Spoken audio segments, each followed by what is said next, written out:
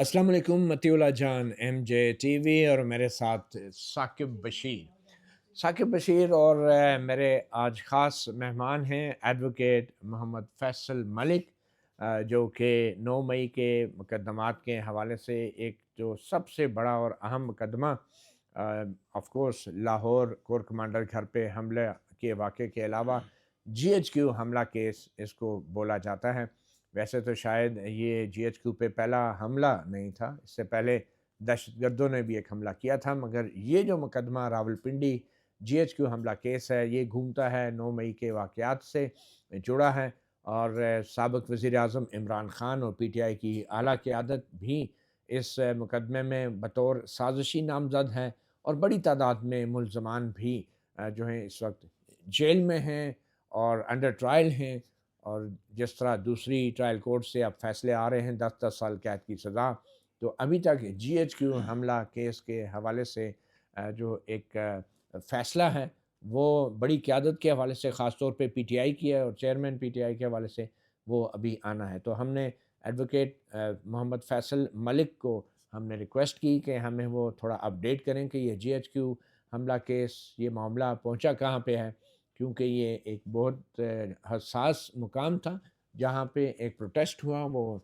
Protest کچھ violent بھی ہوا، اور ابھی تک اس جی ایچ کیو حملہ کیس کے بارے میں ہم خبریں تو سنتے رہے ہیں، مگر اصل میں ہم جاننے کی کوشش کرتے ہیں کہ یہ کیس تھا کیا اور یہ کہاں تک پہنچا ہے۔ محمد فیصل ملک ایڈوکیٹ، بہت شکریہ آپ نے ہمیں ٹائم دیا۔ سب سے پہلے تو آپ یہ ہمیں بتائیں کہ یہ کیس تھا کیا، اس میں بڑے ملزمان کون سے ہیں، اور یہ ابھی کہاں تک معاملہ پہنچا ہے؟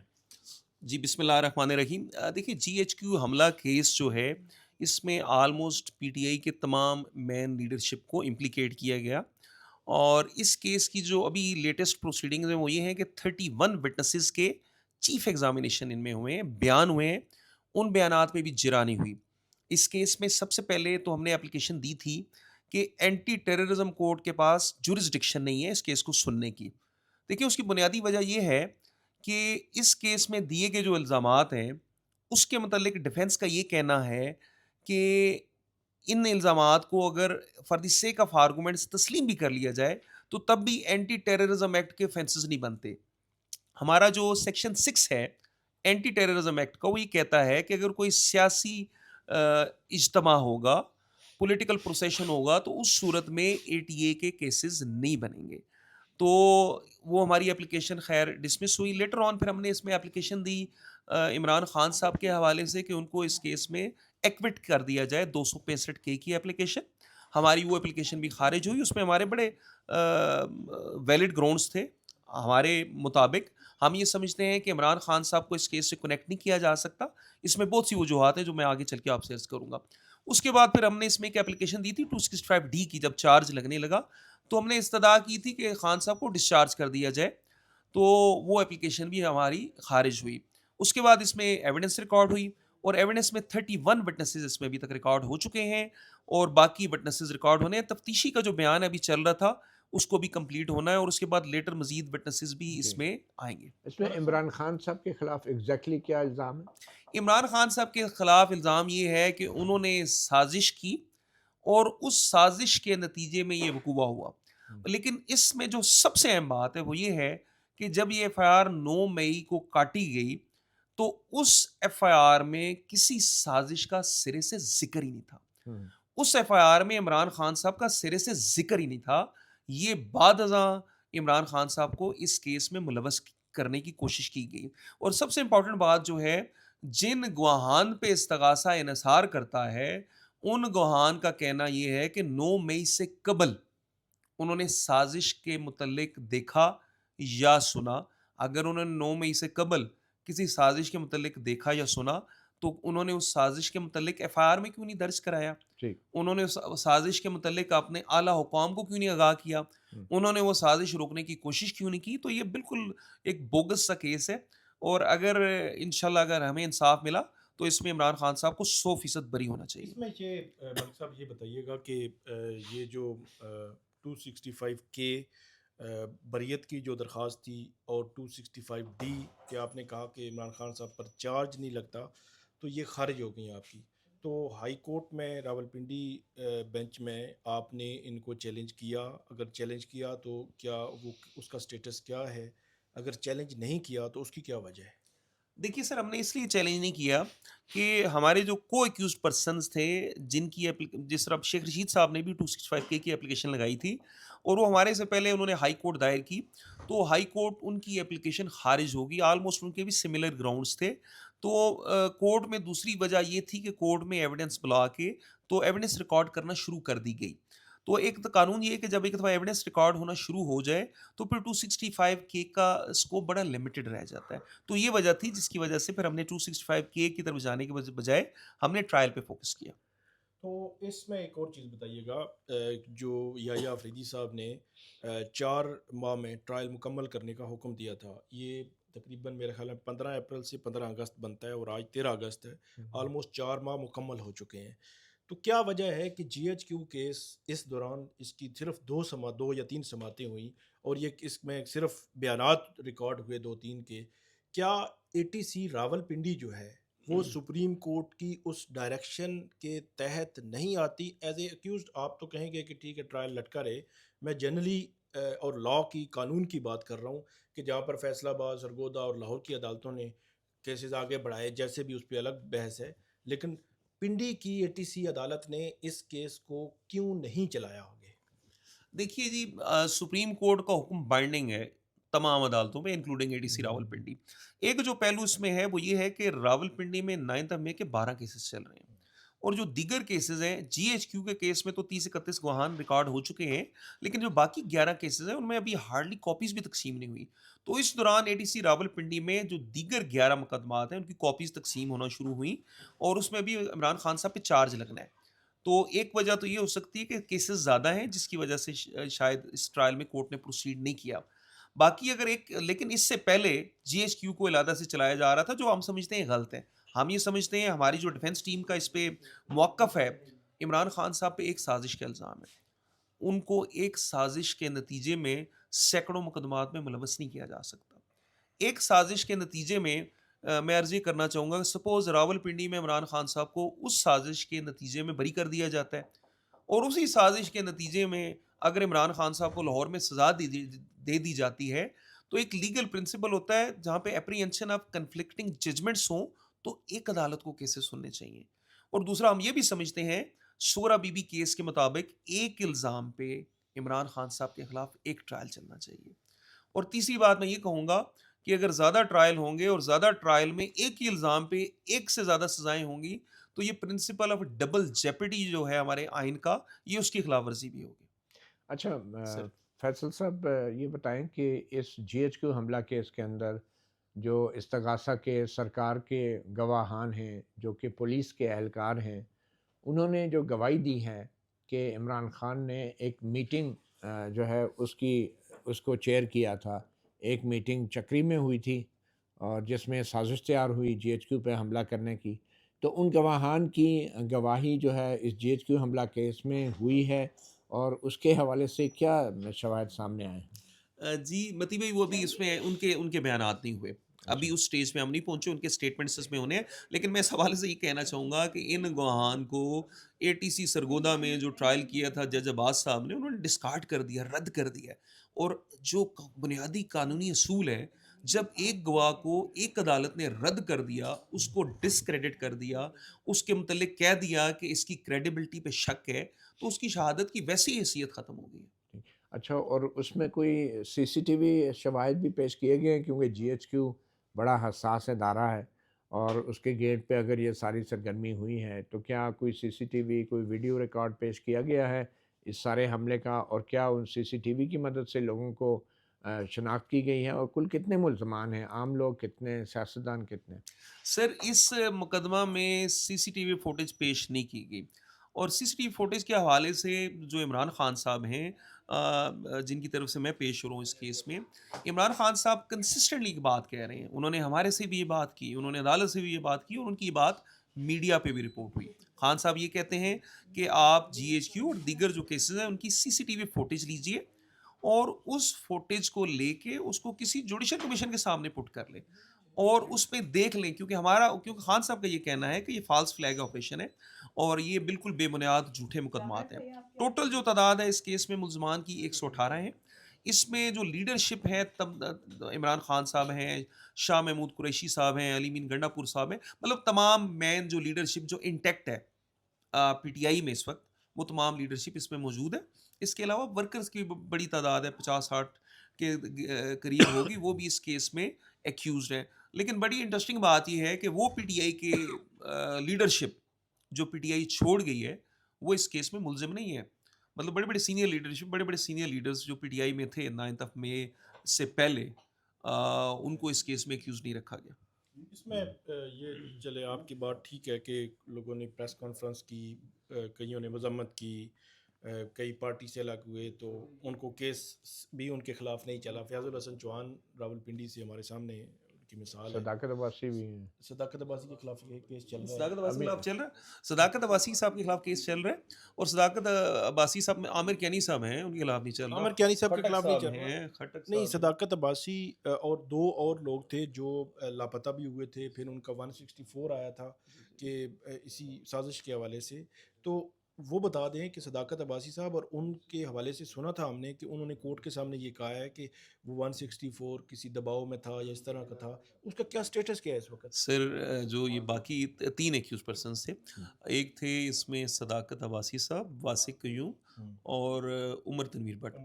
ان کے 3 سٹیٹمنٹس ہوئے تھے 164 کے، اور 164 کا سٹیٹمنٹ کہ انہوں نے اعتراف کیا، اور اس میں اعتراف کے ساتھ ساتھ باقی لوگوں کو بھی انہوں نے یہ ذکر انہی کیا. دنوں کی بات ہے کہ جن دنوں وہ لاپتہ تھے اور اس کے بعد اس وہ پہ 3-4 باتیں کہہ دوں. پہلی بات یہ کہ ان لوگوں نے عدالت میں تحریری درخواستیں دیں اور ان تحریری درخواستوں کے ساتھ بیان الفی لگائے، اور ان بیان الفی میں انہوں نے اس تمام 164 کے بیانات کو رد کر دیا.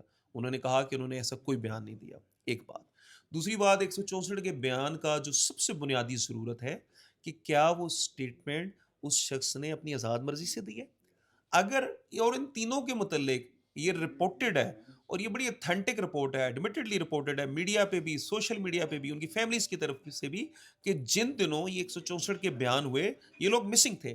تو یہ یقیناً اگر کوئی جس سٹیٹمنٹ کو وہ تو کہتے ہیں سٹیٹمنٹ انہوں نے دی نہیں، لیکن فرض کریں اگر کوئی سٹیٹمنٹ بھی ہے تو وہ والنٹیرلی نہیں دی گئی، آزاد مرضی سے نہیں دے گی، اور اس کی ویسے بھی کوئی قانونی حیثیت نہیں ہے. مگر ملک صاحب ایک سوال یہ پیدا ہوتا ہے کہ صداقت عباسی اگر وہ یہ کہتے ہیں کہ 164 کا جو ان کا بیان ہے وہ دباؤ میں انہوں نے دیا، تو وہ جو انہوں نے ایک ٹی وی چینل کو انٹرویو دیا تھا ڈان کے، تو اس حوالے سے کیا صداقت عباسی نے کوئی وضاحت دی ہے؟ کیونکہ وہ بھی تو ایک ثبوت ہے جس میں وہ بہت کچھ کہہ رہے ہیں اور بات کر رہے ہیں. تو کیا وہ ٹی وی چینل کا انٹرویو بھی بطور ثبوت جو ہے ریکارڈ پہ عدالت کے لایا گیا ہے؟ اور کیا صداقت عباسی اس حوالے سے بھی کوئی وضاحت دے رہے ہیں؟ دیکھیے سر، ٹی وی چینل کے انٹرویو کی بابت عدالت میں کی فائل میں کچھ نہیں لایا گیا، اور صداقت صاحب نے اس حوالے سے کوئی بات عدالت میں نہیں کی. اور ویسے بھی قانونی طور پہ ٹی وی چینل کے انٹرویو کو اگر وہ جب عدالت میں لائیں گے، جو شخص انٹرویو لے رہا تھا، جو بھی ہمارے اینکر تھے، وہ بھی اس میں بطور گواہ پیش ہوں گے، اس کے کیمرہ مین بطور گواہ پیش ہوں گے، اس ٹی وی چینل کے جو کرتا دھرتا جو اس وہاں موجود تھے. اور اگر وہ ایسا کوئی سٹیٹمنٹ دیتے، مواد لاتے، تو ہم تو چاہتے ہیں وہ آئیں عدالت میں، ہم ان پہ جرا کریں گے. لیکن جو صداقت بھائی صاحب نے انٹرویو دیا تو آپ کے خیال میں وہ جو کہا جاتا ہے کہ انہوں نے as a free agent interview دیا تھا، تو آپ کا کیا انفارمیشن ہے کہ وہ انٹرویو انہوں نے ایک آزاد شخص کے طور پہ دیا تھا، یا وہ لاپتہ ہونے کے دوران انہوں نے کوئرسو ماحول کے اندر دیا تھا؟ دیکھیے جی، میرے سامنے جو بات ہوئی اور جو بات میں نے سنی ہے، وہ انہوں نے جب وہ قید میں تھے اس دوران انہوں نے وہ انٹرویو دیا، اور بالکل بھی اپنی مرضی کے خلاف دیا. مطلب جب وہ لاپتہ تھے. لاپتہ تھے، وہ جو غیر قانونی قید کہہ تو لیجیے. کیا آپ اینکر پرسن کو بلانا چاہیں گے بطور گواہ؟ دیکھیے جی، اینکر پرسن کو تو ہم اس صورت میں بلائیں گے نا جب پروسیکیوشن اگر اس انٹرویو پہ ریلائی کرتی ہے. پروسیکیوشن یہ کہتی ہے کہ جی ہم صداقت صاحب کے اس انٹرویو کا ریفرنس دیں گے، اس کا ایک میتھڈ ہوتا ہے عدالت میں لانے کا، ایڈیشنل ایویڈنس اگر وہ لے کے آتے ہیں تو ہم تو ڈیفینیٹلی چاہیں گے اینکر کو بلائیں گے. اور اینکر جی اس میں ایک اور اینگل بھی ہے نا کہ فرض کریں کہ صداقت عباسی کہتے ہیں کہ یہ میرے سے 164 دباؤ میں لیا گیا. پروسیکیوشن لائے گی اپنا جو ہے وہ ڈیفنس لائے گی، اس میں وہ جو اسسٹنٹ کمشنر مجسٹریٹ جن کے سامنے انہوں نے 164 دیا ان کی سٹیٹمنٹ ہوگی، اس پہ آپ جرا بھی کریں گے. پروسیکیوشن ثابت کرنے کی کوشش کرے گی کہ نہیں یہ دباؤ میں نہیں تھا، اور وہ ہو سکتا ہے کہ وہ انٹرویو بھی لے آئیں، کیونکہ انٹرویو تو کلیئر ہمیں نظر آ رہا ہے کہ جو نظر آ رہا ہے ہمیں وہ تو نظر آ رہا ہے کہ وہ کہہ رہے ہیں کہ کوئی دباؤ نہیں ہے، اور وہ آپ کی مذمت بھی کر رہے ہیں پی ٹی آئی کی، سارا کچھ بھی ہو رہا ہے، تو پھر اس صورت میں آپ کیا کریں گے مطلب چینل کے انٹرویو کو؟ ثاقب بھائی 2 باتیں آپ نے فرمائی، ایک بڑی امپورٹنٹ بات آپ نے کی، لیگل بات کی کہ اگر مجسٹریٹ صاحب جن کے سامنے یہ انٹرویو ہوتا ہے وہ اسٹیٹمنٹ دینے آئیں گے، 164 جی 164 کا جنہوں نے اسٹیٹمنٹ ریکارڈ کیا تھا ہم ان پہ جرا کریں گے، ڈیفینیٹلی جرا کریں گے، ٹھیک ہے. ہم ان سے بڑے امپورٹنٹ کوسچنس پوچھیں گے اور وہ کوسچنس ہمارے تیار ہیں، ہم ویٹ کر رہے ہیں، وہ مجسٹریٹ صاحب آئیں، وہ اپنا اسٹیٹمنٹ دیں اور ہم پتہ کریں گے کہ کیا انہوں نے جو ذمہ داریاں تھیں، قانونی ذمہ داریاں تھیں. اچھا، اس میں دباؤ کے حوالے سے جب سوال آئے گا تو سوشل میڈیا پہ جو صداقت عباسی صاحب کے حوالے سے بہت زیادہ ڈسکشن ہوتی رہی کہ وہ جو انٹرویو تھا وہ دباؤ میں لیا گیا. میں ٹی وی انٹرویو کی بات کروں، آپ اس کو بھی ایز اے سپورٹ لے سکتے اور ہیں کہ دوسرا صداقت عباسی پہ آپ جرا کریں گے؟ دیکھیں نہیں، سر صداقت صداقت عباسی عباسی تو صاحب ان کے فیور میں بات کر رہے ہیں. اس صورت میں اجرا کریں گے نہیں، اگر وہ 64 کا بیان اگر تو ہے اگر ریکارڈ پہ. اگر دیکھیں اگر وہ کمپلس وعدہ معاف گواہ کے طور پہ اگر کسی آ اسٹیج پہ جاتے وہ ہیں. آتے ہیں تو اس صورت میں اجرا کریں گے، اور اس میرا خیال وہ اب آ نہیں سکیں گے کیونکہ جو مواد ہے فائل پہ جو نیچرلی میں اسٹیج پہ اس کو ریفر نہیں کروں گا، اگر وہ آتے ہیں تو اس صورت میں اجرا ہوگی، اس اسٹیج پہ نہیں بنتی اجرا ان پہ.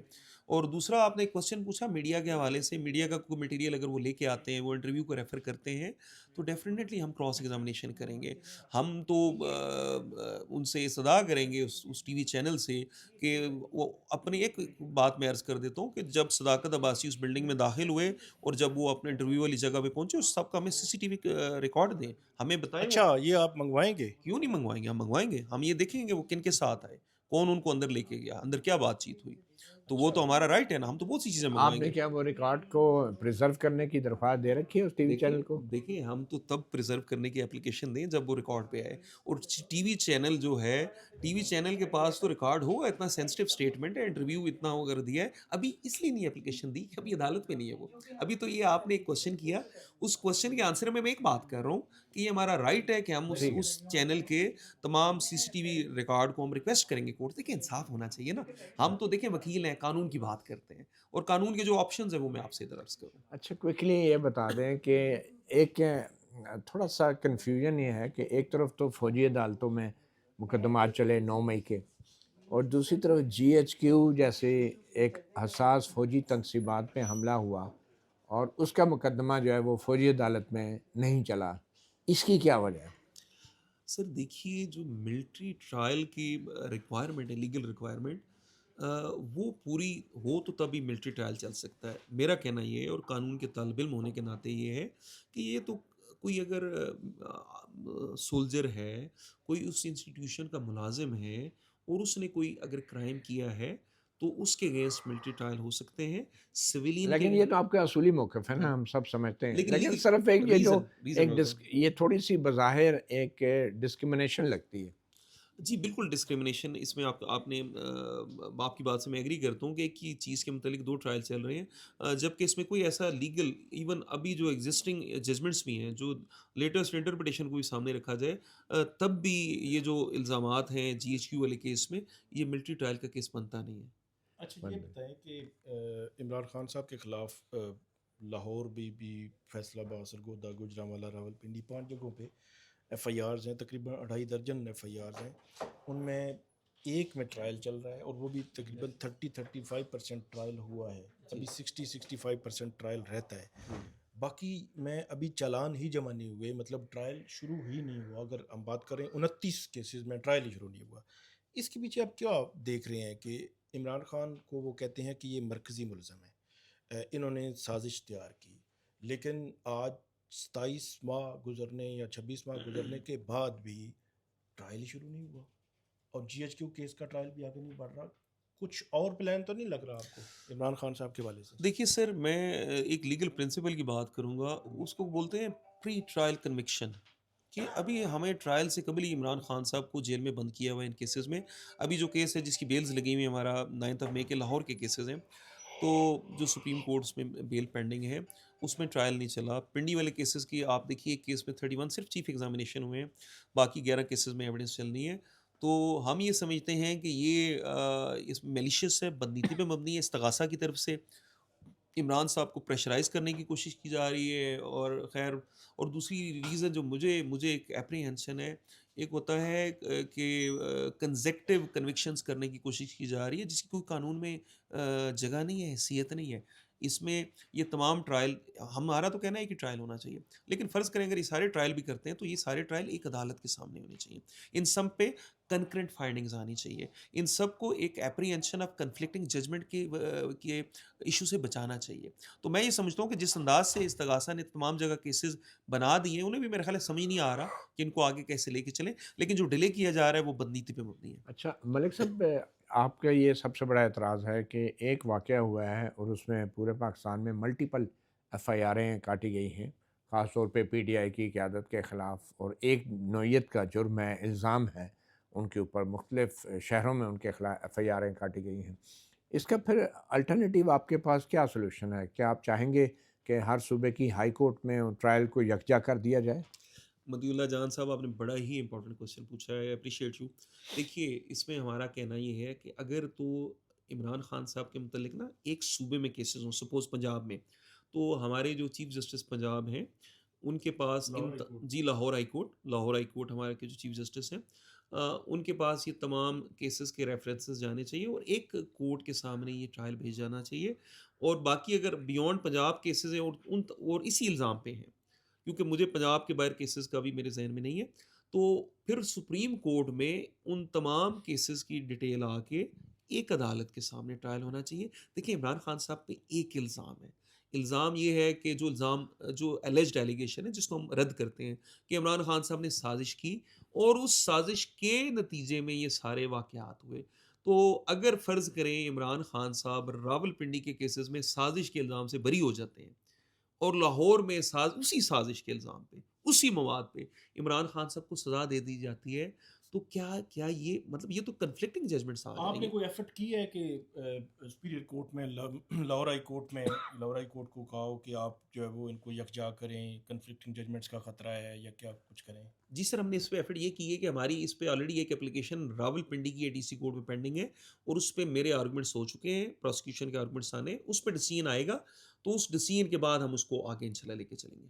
لیکن اس اپلیکیشن میں آپ نے کیسز کو یکجا کرنے کی بات کی ہے. ان میں ہم نے جو بنیادی بات کی ہے وہ یہ ہے کہ ایک الزام پہ ایک ٹرائل کریں. لیکن اس میں جو جہاں تک مجھے یاد پڑتا ہے آپ نے کہا ہے کہ راولپنڈی کے جو 12 کیسز ہیں یا 13 کیسز ہیں ان کو یکجا کیا جائے، نہ کہ آپ نے فیصل آباد یا ان کی بات کی ہے. جی بالکل ایسا ہی ہے. ہم۔ راول پنڈی کی، کیونکہ اگر یہ اصول طے ہو جاتا ہے کہ راول پنڈی کے کیسز یکجا ہو جائیں اور راول پنڈی کے کیسز میں ایک ٹرائل ہو یا باقی کیسز مطلب ایک ہی ٹرائل پھر میں، اس کے بعد سارے صوبوں کو یکجا کرنے اس کے کو لیے پریسیڈنٹ لے آپ، کے ہم آگے اچھا، چل سکتے ہیں. تو مطلب تو آپ ڈائریکٹ ہائی کورٹ کیوں نہیں چلے جاتے اتنا لمبا روٹ لینے کی بجائے؟ دیکھیے ابھی کیونکہ ہمارا ٹرائل جی ایچ کیو کا راول پنڈی میں چل رہا ہے اور راول پنڈی میں ہم نے یہ کی ہوئی ہے پٹیشن، اس پہ ڈیسیژن آ جائے کیونکہ ایک ریمیڈی ہم نے اویل کی ہوئی ہے. ہائی کورٹ میں آئیں گے تو ہمیں پہلے ہی آبزرویشن یہ آنی ہے کہ آپ نے جو ریمیڈی اویل کی ہوئی ہے اس کو ایگزاسٹ کریں. اچھا، آپ نے ذکر کیا پری ٹرائل کنوکشن کا کہ خان جی صاحب کو جیل میں رکھا ہوا ہے اتنے عرصے سے، جی تو جو خان صاحب کی ضمانت کی درخواستیں سپریم کورٹ تک آئی ہیں اور اس میں بھی چیف جسٹس یحییٰ آفریدی نے اب ایک نیا سوال کھڑا کر دیا ہے کہ کیا ہائی کورٹ نے میرٹ کے اوپر کمنٹس دے کے ٹرائل کورٹ کو انفلوئنس کرنے کی کوشش تو نہیں کی؟ تو یہ کیا معاملہ ہے؟ اور اب اگلی 19 اگست کی تاریخ ہے، تو آپ کیا ایکسپیکٹ کر رہے ہیں سپریم کورٹ سے؟ دیکھیے ہم تو سپریم کورٹ سے انصاف ایکسپیکٹ کر رہے ہیں. ایک ہے پرنسپل آف کنسسٹنسی، ایک ہی طرح کے الزامات پہ جو دیگر ایکیوز پرسنز ہیں ان کی ضمانتیں ہو چکی ہیں، عمران خان صاحب کی ضمانت ہونی چاہیے. سیکنڈلی ہم یہ کہتے ہیں کہ اس میں تو 780 یہ بنتا ہی نہیں ہے لیگلی، کیونکہ اس میں اس کے انگریڈینٹس، اس کے اجزاء ایگزسٹ نہیں کرتے. تھرڈلی ہم یہ کہتے ہیں کہ it is a case of further inquiry, جو الزامات ہیں لوگ ہیں، اور یہ بات کہ کوئی ایسی آبزرویشن جو کہ ٹرائل کورٹ کو افیکٹ کرے وہ نہیں آنی چاہیے. اور ویسے بھی بیل پہ جو فائنڈنگز ہوتی ہے وہ ٹینٹیٹیو ان نیچر ہوتی ہے، وہ ٹرائل کو افیکٹ نہیں کرتی. لیکن جہاں تک کیس کی بات ہے ہم پر امید ہے کہ عمران خان صاحب کی سپریم کورٹ میں انشاءاللہ ضمانت ہو جائے گی. اچھا، آخر میں کوئکلی یہ بتائیں کہ جو 10 سال قید کی سزائیں سنائی گئی ہیں اور اس پہ بڑے اعتراضات بھی ہو رہے ہیں، آپ کے خیال میں سزائیں دباؤ میں سنائی گئی ہیں اور یہ کس کا دباؤ ہے؟ دیکھیے یہ سزائیں جو ہیں ہم سمجھتے ہیں کہ انصاف کے تقاضے پورے نہیں کیے گئے. ہم یہ سمجھتے ہیں کہ کورٹ نے یہ دباؤ میں فیصلے دیے ہیں، اور ہم یہ بھی سمجھتے ہیں اور عمران خان صاحب کا بھی کہنا ہے اور بطور وکیل ہماری بارز میں بھی بہت بڑی تعداد ہے وکلاء کی، ان کا یہ کہنا ہے کہ یہ جو 26 امینڈمنٹ ہے اس کے آنے کے بعد عدلیہ آزادی سے کام نہیں کر رہی. اور آپ نے پوچھا کس کے دباؤ پر؟ 26ویں جی ترمیم 26ویں ترمیم جو ہے، 26ویں ترمیم ایک بہت بڑا ڈیزاسٹر ہے اور اس کے ہوتے ہوئے اس میں جو فارمیشن بنا دی گئی ہے ہماری سپیریئر جوڈیشری کے، مطلب جو جن لوگوں نے ججز کی اپوائنٹمنٹ کرنی ہے، جو سلیکشن کا میتھڈ ہے، اس میں ایگزیکٹو میجورٹی میں آ گیا ہے. تو یہ تو انڈیپینڈنس آف جوڈیشری کے حوالے سے درست نہیں ہے، غلط ہے. آپ نے پوچھا کہ کس کے دباؤ پہ عدالتیں فیصلے کر رہی ہیں، تو میں اس پہ جو یہ کہنا چاہوں گا، یہ سب جانتے ہیں کہ کس کے دباؤ پہ عدالتیں فیصلے کر رہی لیکن بتاتے نہیں ہیں. بتاتے نہیں ہے نا، سب ڈرتے ہیں. بتاتے نہیں ہیں.